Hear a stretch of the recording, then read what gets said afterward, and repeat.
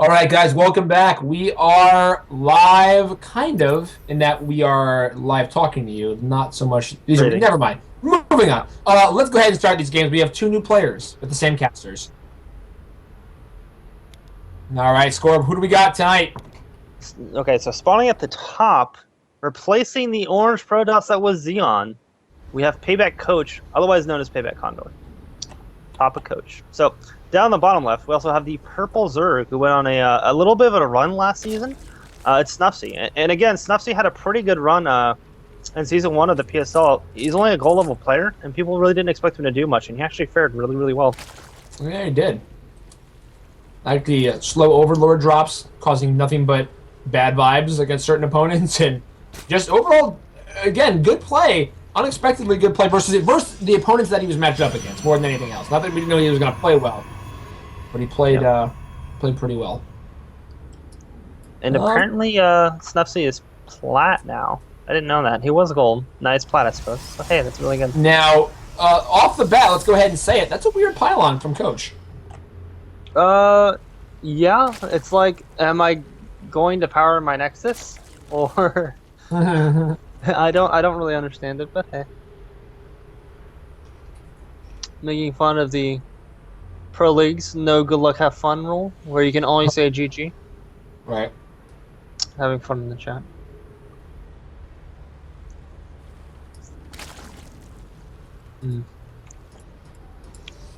Now, I'm curious to see. Okay, what do we have now? This looks like it could be a hatch first. Pretty standard. It looks like it's going to be a Nexus first from Coach. He's not dropping down anything. Doesn't give a fuck. Nexus first, I like it. Definitely going to be a Nexus first. Yeah, too much saved up at this point. Yeah. I like it. I like it from Coach. Now, Coach, of course, used to be Condor and he used to be a Zerg. This season, in between, he started changing over from his second account to a Protoss, and looks like that's where he's going to stay. God knows, I'm excited to see that. Yeah, because that's exactly what we need on this team is more Protosses. So a 16 pull draw from Snuffsie, nothing too ridiculous. Not really going to be able to punish this Nexus first, I don't think. Pretty standard. Yeah. Decent early gas for me, anyway. From Snuffsie. Yeah, probably just wants out a decently quick link speed.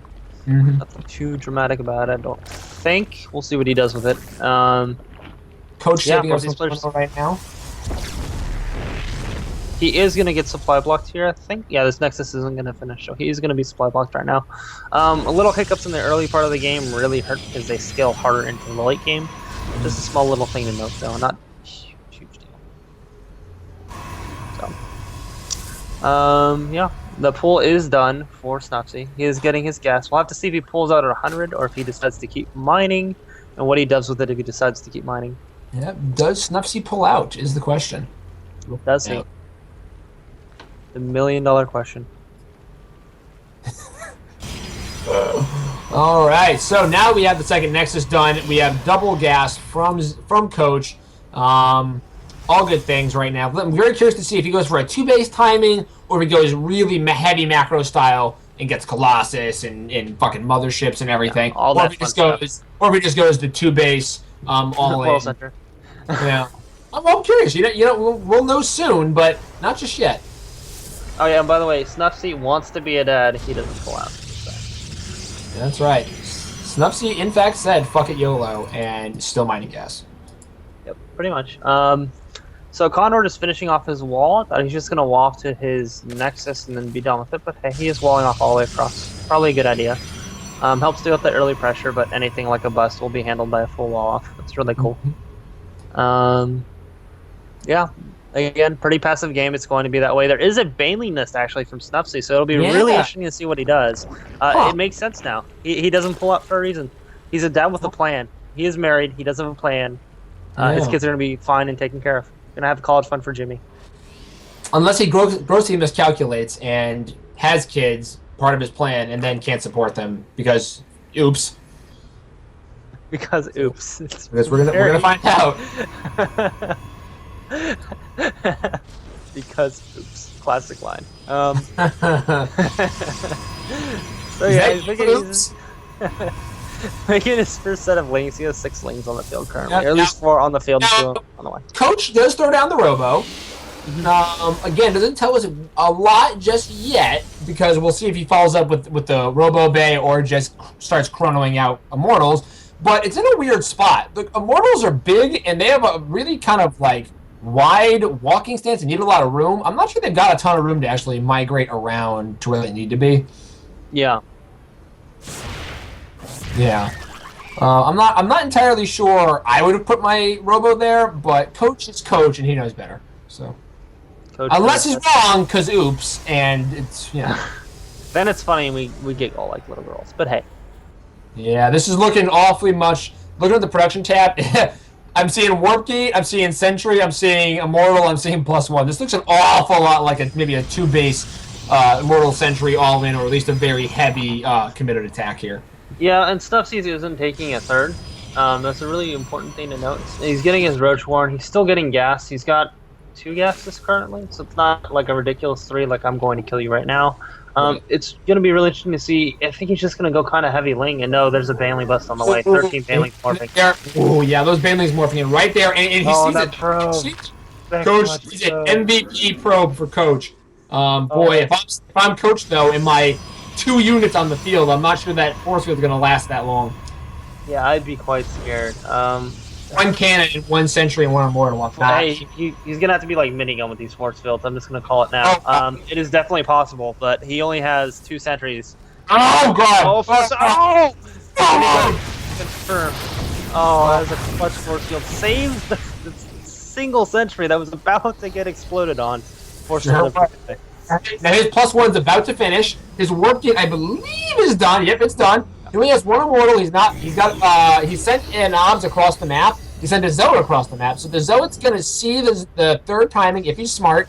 And the Obs is sitting outside his front door. He sacrifices, I believe it was a Zealot for a couple of Banelings. Not for 3 Banelings. That was a really good trade. And he's going to do it again? That was 2. Trade. No! No! Oh god. Force field. Bad. Really? Again, really good force fields. Look at the resources lost tab. Not even close. And now he's got those extra gates up. He can no longer bust this. Having 7 gates on the field with a bunch of money banked, there's absolutely no way that stuff he's going to be actually killed. But he's not watching his supply too closely. He's going to get supply capped in 1 more weapon of like 2 units. He is going Robo Bay now. That's interesting. So it looks like he's no longer going for a 2-base play. He's going to go for a macro game. Respect. He may want to take his 4th gas piece if that's the case. Yeah, and currently Snuffsie is taking his third, so that's something really, really important to note. And that Zealot may scout it sooner or later. And Snuffsie is continually sending links to the side of the map, so he wants to be aggressive. He is not droning up. You look at the amount of harvesters, he's actually behind, so he's really committing to killing Condor here. Needs to make something happen. Roach is on the way, more lings, definitely all inning. Yep, and he's got a couple. He only has 2 sentries here, so if he doesn't get this just right, he still could be kind of screwed. Well, he has a lot of zealots here. I mean, I think that was almost a really nice thing. I like the idea. I like the idea there a lot from Coach. It didn't pull out quite the way we wanted to. Because SXC is really into pulling out guys. Yeah, at the map vision, there's a lot of map vision for Snuffsie, so that is the thing that he has going his way. Third is under attack from a single zealot, but this main fight, yeah, that's a lot of links. I'm not sure they're going to be able to do that much against that wall of zealots. The man wall. It's again, those zealots do crash, but nothing too impressive. Yeah. No, I mean, all these misrallied units are getting picked off pretty bad by Coach, which is what you want. What's great is that watchtower is taken by a Zergling. The Observer sees the Zerglings there, Coach letting it lie. Yeah, he's like, this is what I have, man. You can't stop me. The world's mine. Come at me, bro. And looking at the army size, it's pretty ridiculously one-sided right now for Coach. 12 roaches on the way, 4 lings, a couple spines, but again... Let's see the War Prism. Coach not opening all of his warp gates right now. Coach's got 4 more gates at home not opened up. He does have the robot done, didn't do anything with it yet. He has Charge and Blink available, hasn't started them.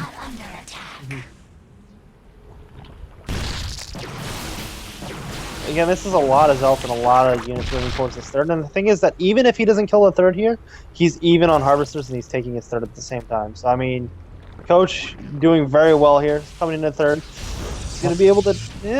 fighting the units to screw your third man. I'm just going to kill you. No, back to third. Yep, kind of being aggressive. You just got to commit one way or the other, and he's committed to killing that spine. YOLO. And that warping of those extra Zealots is going to be really, really clutch here. Zealots actually pretty good units against roaches that aren't microed at all. That's true. Yeah, I like it, but if they're microed, not so much. Yeah. If they're microed, then roaches are amazing against Zealots. But, I mean, a lot of Zealots here. They're doing so much damage to these roaches that third will fall for Snuffsie. That's going to be a really, really big loss. I mean, not only that, but he is killing a lot of these reinforced roaches, killing more overlords. He's doing a lot of damage across the board. Yeah. Now, Coach is going to want to keep on top of these warpings, and for the most part, he is. And he's working on now the extended thermal lance and blink, and he does have a group of stalkers sitting outside his own tower at home. He could have used those for sure in this fight. He does have a Colossus down at home as well, making a second one. So he is really macroing behind us in case this should this not work. He is ready at home. He's getting good upgrades. He is +2, almost done. He's got range. He's got blink. He's getting up all kinds of tech. Up until now, he's been macroing really well. There's a warp in to make me a liar. Again, he's keeping his money low. And you look at Snuffsie with that third hatch going down. He just can't spend his money. Yeah, you get put in an awkward spot when you lose that third as Zerg. Yeah. All right, now Snuffsie's going to be in a hard place to try to deny this. Snuffsie, what he could have done with all that money that he had, he could have built a few more spines, anything to really help deny this. Good game from Snuffsie. There it is, and Coach does end up taking game 1 right here. Thoughts, Storm? Pretty authoritative, just really good max solid play in a lot of ways, especially holding off that amazing force field at the beginning. That really set the tone of the game. They kind of just stayed that way, where he just kind of had his way. And no matter what Snuffsie tried to do, he seemed to just handle it really well. I would agree. I think Coach did handle it. I'm impressed with the now Protoss Coach. Big fan of that. All right, guys, we're going to have a quick break, come back with game number 2 between Snuffsie and Coach. Don't go anywhere.